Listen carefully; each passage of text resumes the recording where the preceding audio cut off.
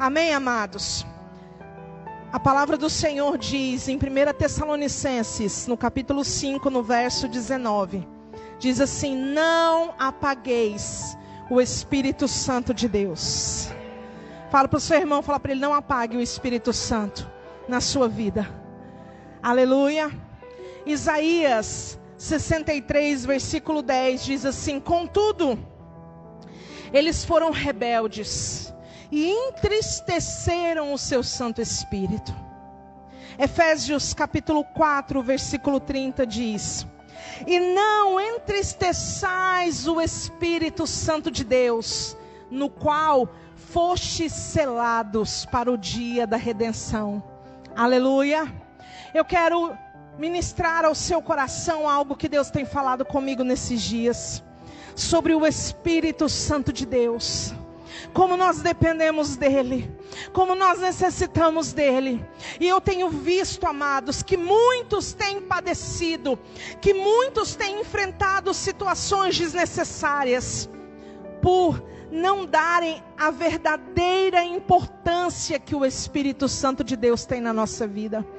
Amém? E o Senhor nos trouxe aqui nessa noite para falar aos nossos corações: não apagueis o Espírito Santo.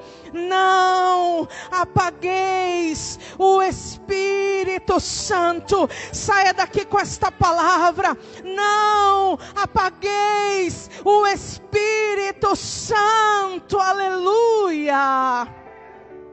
Não é na força do teu braço, não é na própria inteligência humana que Deus também te deu, mas você não vai vencer somente através disso. Não é na tua força, não é nos teus conhecimentos de amizade, de negócios, não é porque você já teve experiências em alguma área. Tudo isso são ferramentas, mas o que vai te fazer vencer é o Espírito Santo de Deus. Ele é quem é o diferencial nas nossas vidas. É Ele quem faz aquele que estava esquecido ser levantado como grande. É Ele que faz aquele que estava já caído ser levantado como grande. É Ele quem abre a porta que não existe, que faz jorrar fonte no deserto. É Ele, aleluia. Então não apagueis o Espírito Santo. O que significa apagar? Eu não vou trazer nenhuma origem de dicionário, mas para um pouquinho para você pensar. O que significa a palavra apagar? Significa abafar. Significa deixar de brilhar. Ou, em outras palavras, apagar é quando a luz se transforma em trevas. Isso é apagar. Então, quando a palavra de Deus está nos dizendo não apagueis o Espírito, é porque é uma luz em nós. É algo que transborda em nós. É o brilho de Deus em nós, que nós não podemos permitir que isso se transforme em trevas. Aleluia. E o Senhor me levou a meditar na história de um homem muito conhecido da Bíblia, por nome Sansão. Quantos aqui já ouviram falar da sua história? Eita! As crianças sabem de cor. Se você perguntar para elas, elas sabem te contar todos os detalhes da vida do Sansão. É o fortão do cabelão.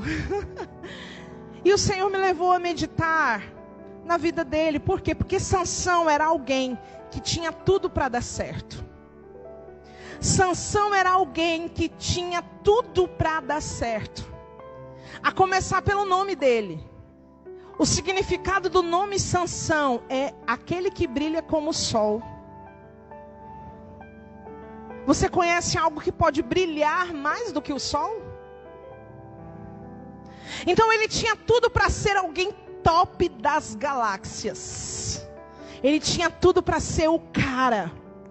Mas nós olhamos para a vida dele e nós descobrimos o quê?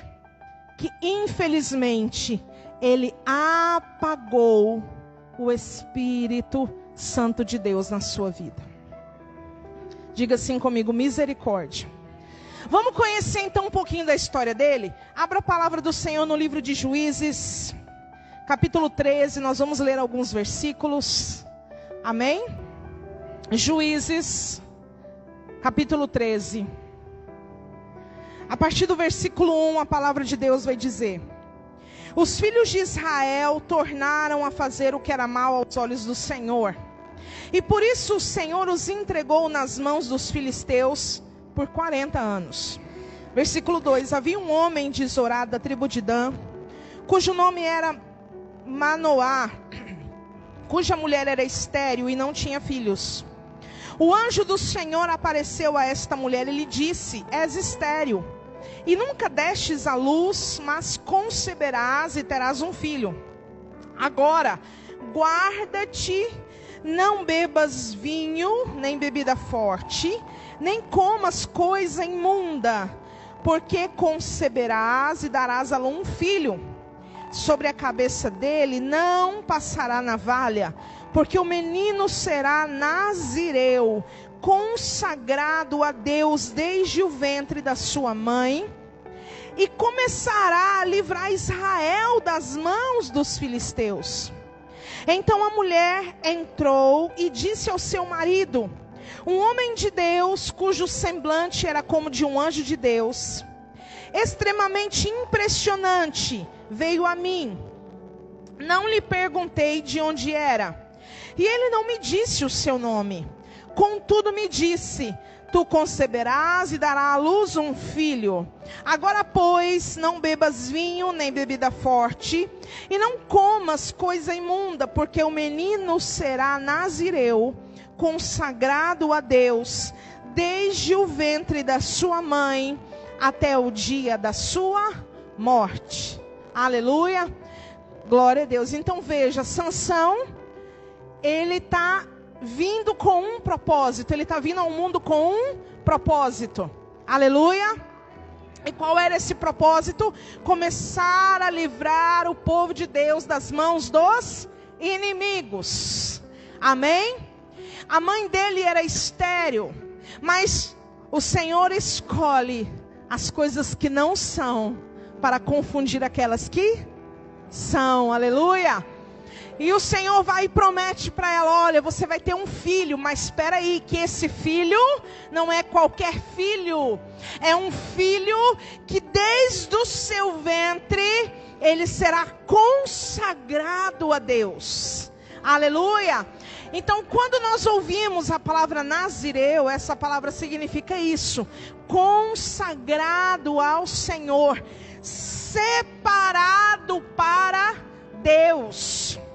Sansão era nazireu desde o ventre da sua mãe. Isso significava que até mesmo antes dele nascer, ela tinha que tomar todo o cuidado com o que ela ia comer, com o que ela ia beber, porque tudo aquilo que ela ingerisse ia para a corrente sanguínea do seu filho.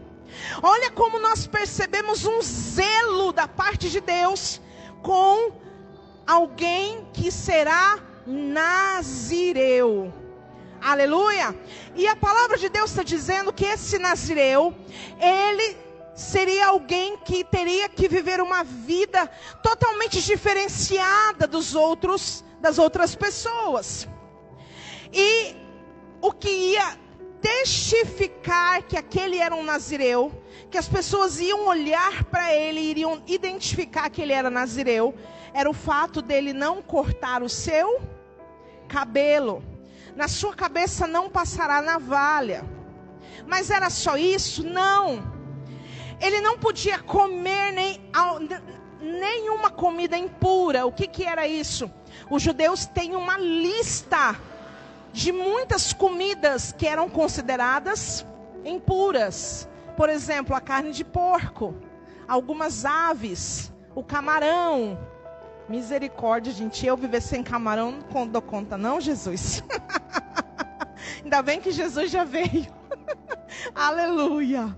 Oh, gente, se vocês fizerem camarão, vocês lembram de mim quando estiver no paraíso, por favor. Então, vocês estão no paraíso lá comendo camarão, lembra de mim. Meu cunhado, em junho que você vai para comer camarão lá, né? Vai tirar um monte de foto, fazer inveja para mim, né? Oh, meu Deus. É isso aí. Então, gente, o nazireu, ele não podia beber nenhuma bebida forte, nenhum tipo de vinho, nada. Ele também não podia tocar e nem chegar perto de cadáveres, nem de defunto. Pastora, e se o pai e a mãe morressem, não podia ir no velório.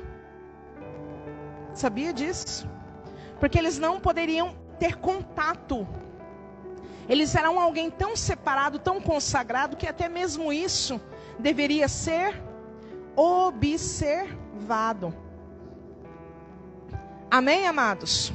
E no versículo 7, a declaração sobre a vida de Sansão é que desde o ventre até a sua morte. Diga assim comigo, desde o ventre até a sua morte. Ele tinha um voto com Deus.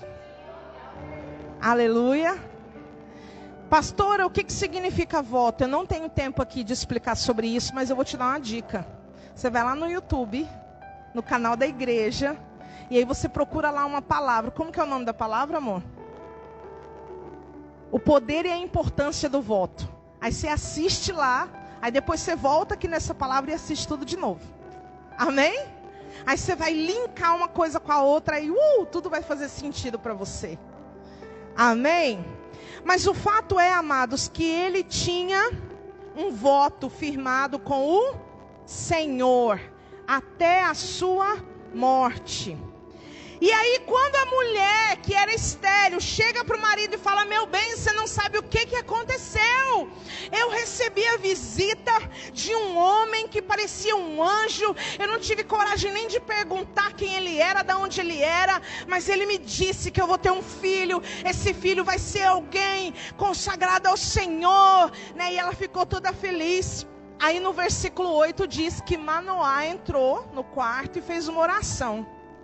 E ele orou assim, falou: Deus, se é verdade isso, que o Senhor mande de novo esse anjo, que eu estou a fim de ver esse anjo. Aí no versículo 9, a palavra de Deus diz assim, ó: Deus ouviu Manoá. Diga assim comigo: Deus ouviu Manoá. Quantos aqui querem ser ouvidos pelo Senhor? Diga amém.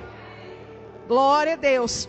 Só que Deus ouviu, mas ele não respondeu do jeito que Manoá queria, porque ele enviou o anjo de novo. Mas quando o anjo apareceu, no final do versículo 9 diz: mas não estava com ela o seu marido Manoá. Sabe o que isso significa? Que muitas vezes você vai orar e Deus vai responder a sua oração, mas não vai ser do jeito que você espera. E aí você vai querer deixar de receber? Só porque não veio com um lacinho dourado em cima do jeito que você pediu? Meu irmão e minha irmã, o importante é saber que Deus te ouve. O importante é saber que você tem acesso ao Pai, e você ora e Ele te responde. Aí você imagina se Manoá chega lá e fala: não, Deus, eu que orei e o Senhor manda o anjo para ela de novo. Como assim? Ia perder a bênção. E aí, amados, no versículo 12 diz assim: então disse Manoá, porque daí ela mandou chamar, né? Mandou chamar ele. Então disse Manoá: quando as tuas palavras se cumprirem, qual será o modo de viver do menino e do teu serviço? Quantos aqui têm promessas de Deus na sua vida? Aleluia. Todos nós. Não tem um filho de Deus sequer neste mundo que não tenha uma promessa de Deus, algo liberado do céu para a sua vida. Não tem, não existe. Todos nós temos. Aleluia. E se você ainda disser, pastor, eu nunca recebi um profeta que pôs a mão na minha cabeça e diz, eis que o Senhor te diz. Meu irmão, a palavra de Deus diz, e esta é a promessa, a vida eterna. Amém? Então você tem uma promessa. E aí, nós vemos no versículo 12, a preocupação de Manoá, quando recebe a promessa, ele falou assim, mas espera aí. A gente recebe essa promessa, mas como que vai ser? Como que eu tenho que cuidar? Como que eu tenho que me comportar diante dessa promessa? Sabe o que eu aprendo com isso, meu irmão e minha irmã? Que tem muito crente que já recebeu uma promessa da parte de Deus, mas o seu comportamento e a sua vida não é compatível com aquilo que ele diz que crê. Ele fala assim, não, eu creio, Deus já me falou, eu vou ser profeta das nações. Mas ele não lê uma Bíblia, ele não ora 10 minutos, ele não evangeliza ninguém. A atitude dele está compatível com a promessa e com aquilo que ele diz que crê? Tem gente que diz assim, porque eu recebi uma promessa, que eu vou ser muito próspero nos meus negócios. Mas aí ele não dá dízimo, aí ele não dá oferta, aí ele não ajuda ninguém, nenhum irmão que está precisando. Você acha que a atitude dele está compatível com aquilo que ele está dizendo que crê em relação à promessa? Nada a ver. Então, meu irmão e minha irmã, se você recebeu uma promessa, que Deus vai abençoar a tua casa, a tua família, se comporte, queira saber o que você tem que fazer para que a sua vida esteja compatível com o que você diz que crê em relação à promessa. Porque Deus vai me fazer viajar às nações. Não sabe nem falar inglês. Uai, falou que Deus vai... Então, se Deus falou e você diz que crê, já se matricula no curso de inglês, meu irmão e minha irmã. Quero fazer a propaganda aqui da minha irmã. Mora lá no Rio Grande do Sul, mas dá aula online, é uma excelente professora. Então, amado, alinha a sua vida com aquilo que você já recebeu de promessa de Deus. Porque se você não fizer isso, você vai ficar lá só tomando tereré, esperando a coisa acontecer, e nada vai acontecer. Amém? Versículo 17. Perguntou Manoá ao anjo do Senhor. Presta atenção nisso. Qual é o teu nome? Para que quando se cumprir a tua palavra, te honraremos. Meu Deus do céu. Tem muito crente que vive isso aqui. É tipo assim, recebeu a palavra. Aí fala assim, Deus, eu vou te honrar, mas a hora que a palavra se cumprir. Deus, eu me proponho a dar carona para o pastor, mas só depois que o Senhor me der o carro. Quando o Senhor me der o carro novo, aí eu vou dar carona para o pastor onde ele quiser ir. Se ele quiser ir em Jaciara, eu vou levar ele lá. Mas primeiro o Senhor me dá o carro novo. Tem muita gente que está deixando de receber algo grandioso de Deus, porque está fazendo isso. Não, Deus, primeiro o Senhor me dá, primeiro o Senhor cumpre a promessa, depois eu te honro. Amados, leia novamente o versículo 1 do capítulo 13. Os filhos de Israel tornaram a fazer o que era mal aos olhos do Senhor. Isso é fazer aquilo que é mal diante dos olhos do Senhor. Porque diante dos olhos de Deus, o que agrada a Deus é primeiro você honra Ele, depois você vê o cumprimento da promessa na sua vida. Isso é o que agrada a Deus. Não adianta você chegar e falar, Deus, eu só vou amar a minha mulher o dia que ela for bem boazinha comigo, que ela não reclamar mais de nada. Deus vai olhar para você e falar: está errado, meu filho.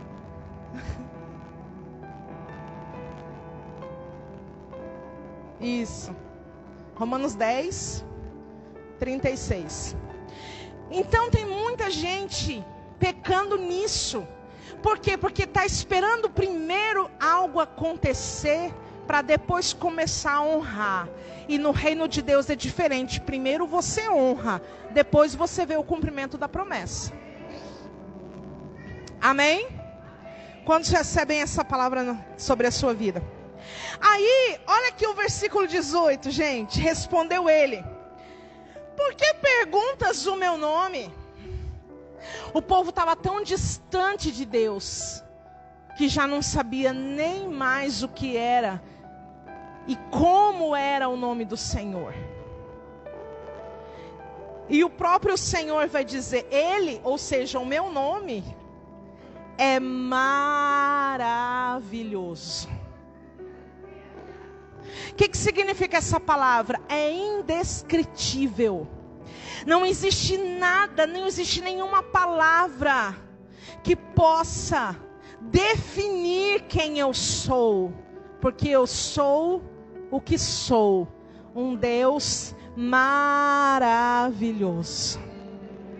Então, meu irmão e minha irmã, você está na prova, começa a declarar: eu sirvo um Deus maravilhoso. Você está passando pela afronta do inimigo, eu sirvo um Deus maravilhoso. Você está passando por levantes de calúnias contra você, eu sirvo a um Deus maravilhoso. Você está passando por enfermidades, está doendo no seu corpo, comece a declarar: eu sirvo um Deus que é maravilhoso. Porque é o que Ele é. Independente das circunstâncias, independente das adversidades, Ele é maravilhoso. Posso ouvir um amém da igreja? Oh, glória! Aleluia! Aí, a Bíblia vai dizer que eles ofereceram uma oferta ao Senhor, e eles ficaram ali observando aquela oferta sendo consumida pelo fogo de Deus. E eles ficaram maravilhados com tudo aquilo que estava acontecendo. De repente, no versículo 22, o Manoá, ele vai ter um ataque. Ele vai falar assim: meu Deus, nós vamos morrer. Nós vamos morrer, porque nós vimos Deus.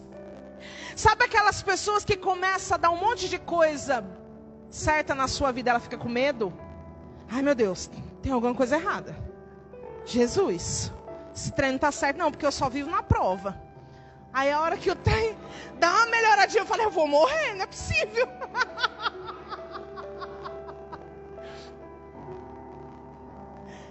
Eu vou morrer, porque... como assim? Está acontecendo algo bom na minha vida? O Manoá ficou assim: vou morrer, nós vamos morrer porque nós vimos Deus. Nós estamos vendo aquilo que é maravilhoso. Nós estamos vivenciando a glória de Deus. Aí de repente a mulher dele vai dar um sacudão nele assim e fala: se liga, crente. Você acha que se você fosse morrer, Deus estaria prometendo as coisas grandiosas que Ele está nos prometendo? Então se liga, crente, porque o inimigo vai falar: você vai morrer, esse trem não vai dar certo não, tá tudo muito bom, mas algo de ruim vai acontecer. E aí tem que chegar uma mulher e um homem de Deus na sua vida, e Deus me colocou aqui para te dizer isso: se liga, você não vai morrer, porque se fosse assim, Deus não teria te feito as grandiosíssimas promessas que Ele te fez. Aí ele se ligou, falou: é mesmo, né? Nós não vamos morrer não, é verdade mesmo, né? Meu Deus do céu, não apagueis o Espírito Santo de Deus. Se liga, crente, aleluia. Amados, eu tinha muita coisa para falar, mas o tempo já está muito estendido. Eu quero apenas, eu posso fazer a segunda parte dessa palavra num outro momento. Eu quero apenas terminar com esse texto aqui do versículo 25.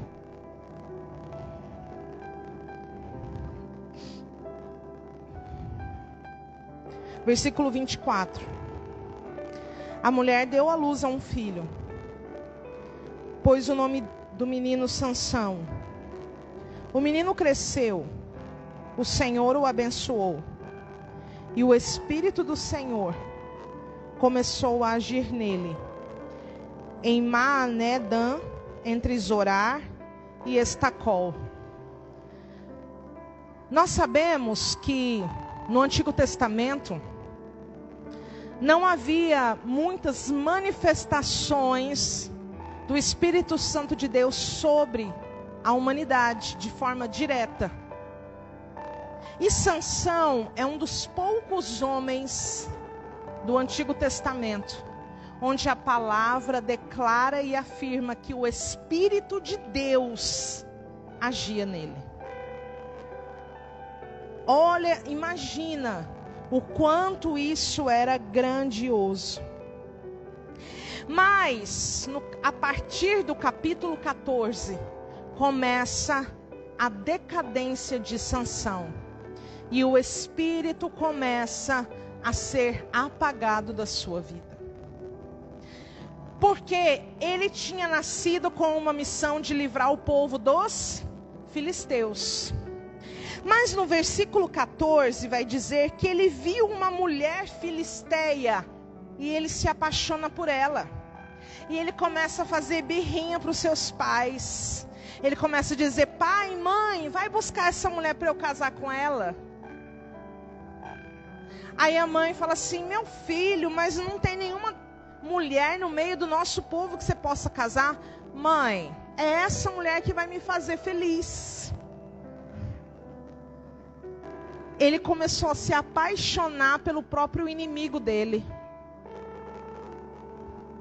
Misericórdia.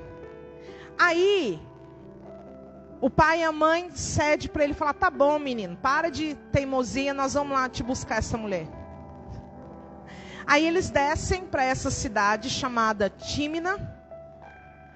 E quando eles estavam indo, a Bíblia diz que acontece que um filhote de leão se levanta e vai em direção a Sansão para o atacar. A Bíblia vai dizer que o Espírito de Deus vem sobre ele de tal maneira que ele rasga o leão no meio como se fosse um cabrito. Pensa numa força. E isso foi tão rápido que nem o pai nem a mãe se tocou que tinha acontecido isso. Certamente ele devia estar a uma distância, né, dos dois. A Bíblia diz que o pai e a mãe nem ficou sabendo disso. Aí eles chegaram até a cidade, falaram com a moça e aí retornaram para casa. Passado um tempo, olha o que aconteceu. No capítulo 14, versículo 8. Depois de alguns dias, quando voltou para casar-se com ela, saiu do caminho para ver o corpo do leão morto. Ele estava passando pelo mesmo caminho e ele se lembrou do leão. Falou: vamos ver lá o que virou daquele leão. Aí neste havia um enxame de abelhas com mel. Tomou o favo nas mãos e se foi, andando e comendo dele. Tendo chegado ao seu pai e à sua mãe, deu-lhes dele e eles comeram. Mas não lhes contou que pegara o mel do corpo do leão. Imagina, ele como nazireu não podia chegar perto de um cadáver. Que dirá pegar algo para comer que estava dentro de uma carcaça de leão? Sabe o que significa isso? Porque às vezes o que é apetitoso, porque aparentemente é doce, nós achamos que serve para nós, porque somos filhos de Deus. Somos nazireus, somos os santos. Mas nós precisamos tomar cuidado, porque a nossa vida sempre deve ser compatível com a promessa que nos foi feita. Amém? E por mais doce que seja aquilo, não deve ser tocado, nem se apropriado e nem degustado, porque aquilo vai nos trazer sérias consequências. Depois disso, quando acontece a festa de casamento, ele propõe um enigma para os convidados da festa. E eu quero encerrar essa palavra aqui, porque eu quero, na próxima palavra que eu tiver a oportunidade de trazer, eu quero desvendar com você qual é o enigma de Sansão. O enigma que ele propõe para as pessoas tem a ver com o episódio do favo de mel dentro do leão. E ele vai dizer: do comedor saiu comida, do forte saiu doçura. E ele propõe esse enigma para que durante 7 dias os homens que ali estão pudessem desvendar esse mistério. E ele fez um acordo com esses homens. E aí esses homens tentaram de várias formas descobrir esse enigma, não conseguiram. O que eles fizeram? Foi lá na mulher que o Sansão estava casando e disse assim: ei, tu não vai deixar a gente no prejuízo não, porque se a gente perder esse desafio, nós vamos ter que pagar para ele 30 mudas de roupas finas. Então é o seguinte, ou tu descobre o segredo desse enigma, ou tá vendo teu pai e tua mãe ali? Então nós vamos tacar fogo em todo mundo. Aí ela, como era uma mulher do inimigo, não era uma mulher de Deus, o que ela faz? Ela, em vez dela chegar no Sansão e abrir o jogo com ele, não é? Ela faz, sabe o que ela faz? Um drama. Você não me ama! Porque você propôs um enigma para o meu povo. E agora, você não me revelou esse enigma. Você não me ama. Gente, quando eu li isso, eu falei: meu Deus do céu. Tanto de mulher que a gente conhece que faz isso. Sai! Em nome de Jesus. Toda mulher dramática do meio do povo de Deus, sai esse espírito. Amém? Nós somos mulheres de Deus. E nós precisamos lutar com as armas espirituais. Amém? E sabe quais são as armas espirituais? Da sinceridade, da honestidade. Fala. Não fica querendo que seu marido adivinhe. Não fica querendo que ele descubra o que você tem. O que ele fez que te ofendeu. Para com isso. Fala abertamente, expõe. Para de ficar fazendo bico, porque isso é fazer drama. E a palavra de Deus diz que essas não são armas espirituais, mas são armas carnais. E aí ela ficou chorando. Durante 7 dias do casamento, ficou chorando no ouvido dele. Você não me ama. Você não me ama, porque você não revelou para mim o enigma. Aí ele vira para ela e fala: rapaz, eu não falei nem para meu pai, para minha mãe, o que eu vou falar para você? Ela fala: eu não quero saber, você não me ama. Aí de tanto ela ficar no ouvido dele, ele vai lá e fala para ela o enigma. E os caras descobrem o enigma. E aí dá uma outra treta, que eu vou continuar na próxima palavra. Mas para encerrar essa, abre comigo Provérbios capítulo 21.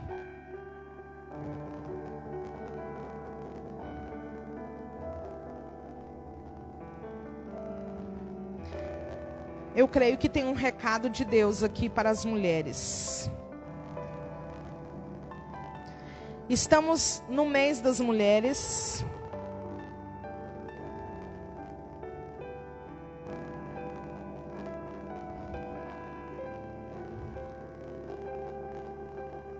E o Senhor quer alinhar as mulheres com o reino de Deus. Amém? Provérbios 21, versículo 19. Melhor é morar numa terra deserta do que com uma mulher briguenta e colérica. Se doeu muito, você fala assim, ai, aleluia. Gente, não tem quem aguente. É insuportável. O cara prefere morar numa terra seca e deserta do que com uma mulher que não para de perturbar o ouvido dele. Meu Deus do céu. Então, o Senhor quer fazer, sabe o que com a gente? Alinhar a nossa vida.